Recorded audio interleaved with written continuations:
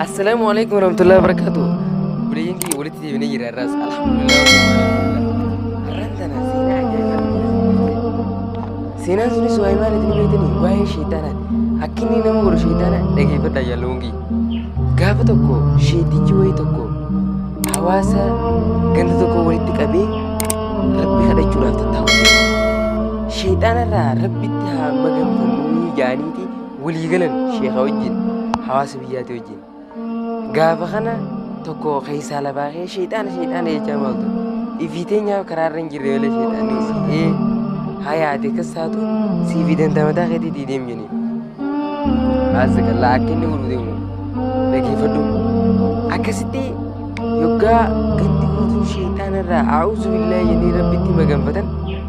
inni keekote ke'ee yoggaa mana isaatti galee halkan haadha mana isaati wajjin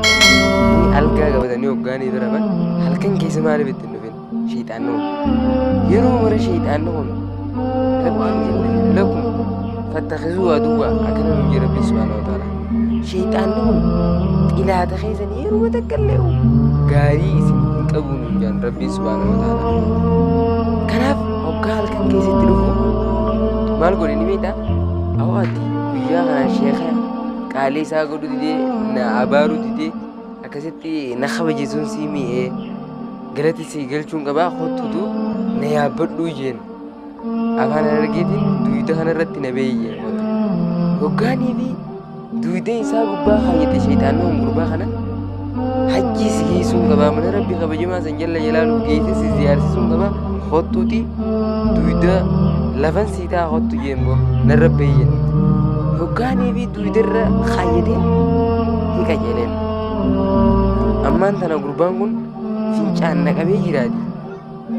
sagaraan dhaquu barbaada na buusii jedhe qaamni kiyya cuftiin sagaraa siif haa ta'u galanni kee guddaadhaati anumarratti fincaanii jedhe hayyataa jedhee gurbaan kun duyda isaarra fincaane hoggaa duyda isaarra fincaane ammas sagaraatutu naqabee jira haasaqallaa anumarratti woonfeetee godhi gurbaan kuni duyduma isaarratti irratti fincaane irratti albee a'uuzu billaahi min qadabillah yoggaa haadha manaa isaa bira jiraan siyyee wadhu yoggaanii fi fincaane itti gallagisu firaash irratti oowwumaatu isa lafaa kaasee iyyuu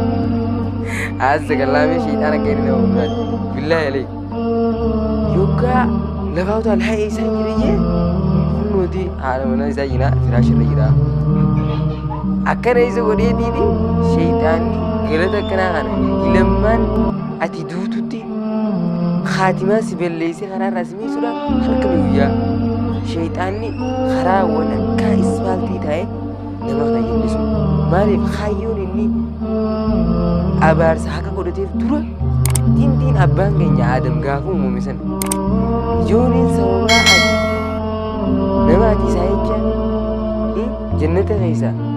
abaartee namaas kana ilmaan isaa jallisee bituu waaddeeyyee abbaa keenya aadam dura irratti jannata keessaa baase alayhi salaam achiin ilmaan isaa kanallee waa xiqqoo namarraa ta'e yoo taate malee nama si galatoonfattu nama si gabbaru nama si jala deemu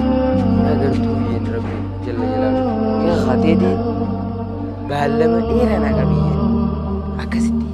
galata kana nama galcha kanaaf sheexaanarraa haa fagaannu isiniin jaa wassalaamu alaikum warahmatullahi wabarakatuh